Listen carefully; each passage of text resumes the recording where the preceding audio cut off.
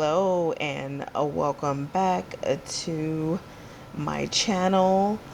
And today we are going to cover navigating a website.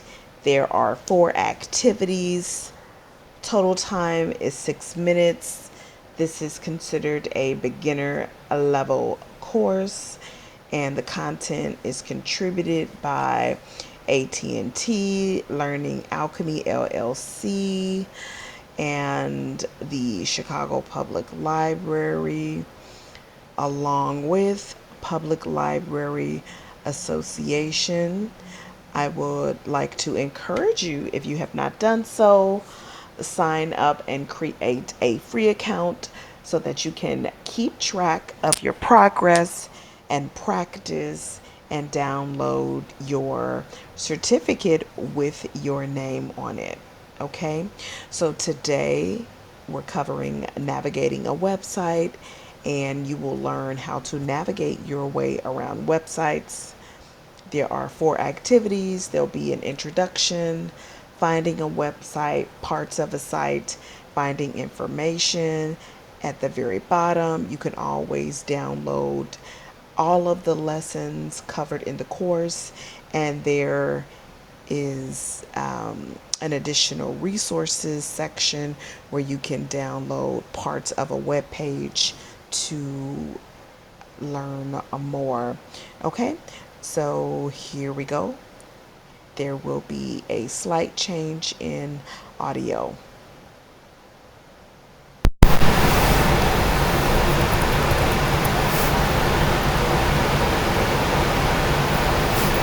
Hi, I'm Belle. In this course, we'll follow along with Jane while she searches the internet. Jane would like to find information about story times for her children at her public library. She'll need to navigate different parts of the library website to find the information she's looking for. Getting around on the internet is a lot like navigating a city on foot to get from one place to another. Just as you may visit a store, a school, an office, and the library in person, you can visit websites of those places to accomplish tasks. When she starts out, Jane needs to make choices about where she wants to go, whether in person or on the internet.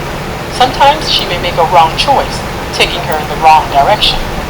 However, when that happens, she can retrace her footsteps and change her course, so it's not a big deal if she makes a mistake. In the next lesson, we'll follow along with Jane while she searches the internet to find her public library website. Click on the blue button to complete this lesson.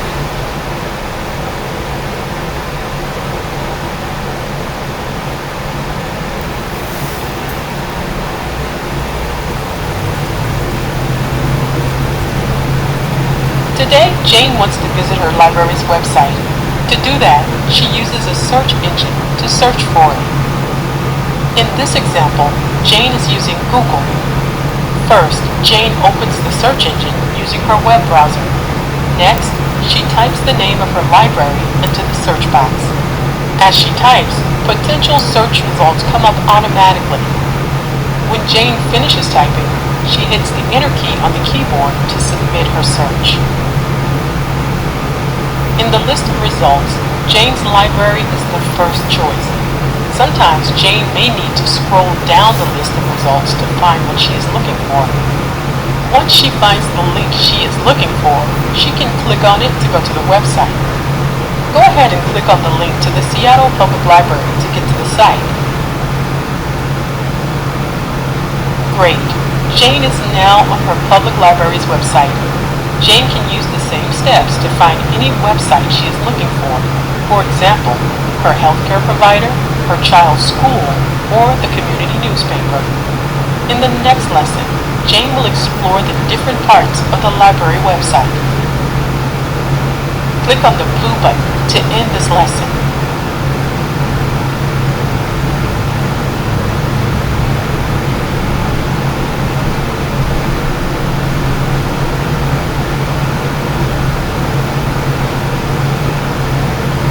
In the last lesson, Jane used Google to search for her library's website.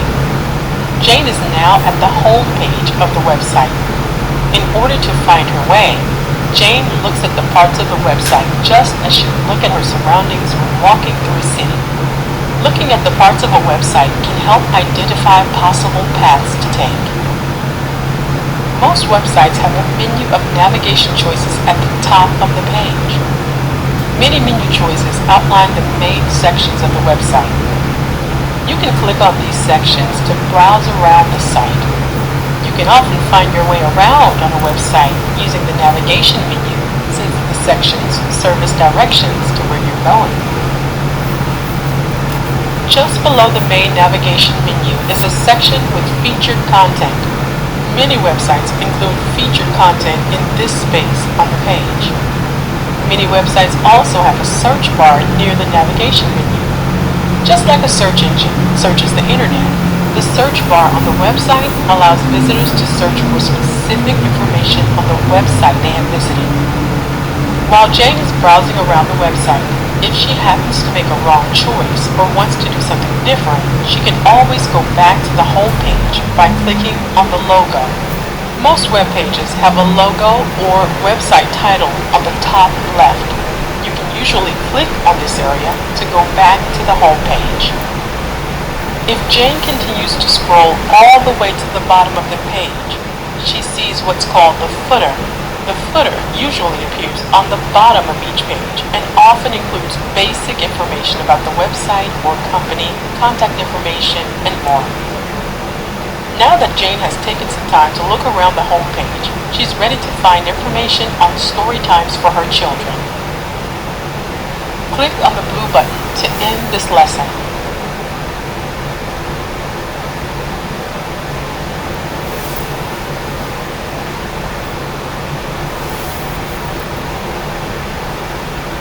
In the last lesson, Jane looked around at the different parts of the library website. Jane is ready to find information on story times at the library. The event calendar option in the navigation menu seems like a good place to begin. Would you help Jane and click on the event calendar link in the menu? Good job! Now that Jane is on the event calendar page, the navigation bar changes so you can see that you're in the event calendar section of the website. It's common for the navigation bar to change in some way, so website visitors have a hint about where they are within a website.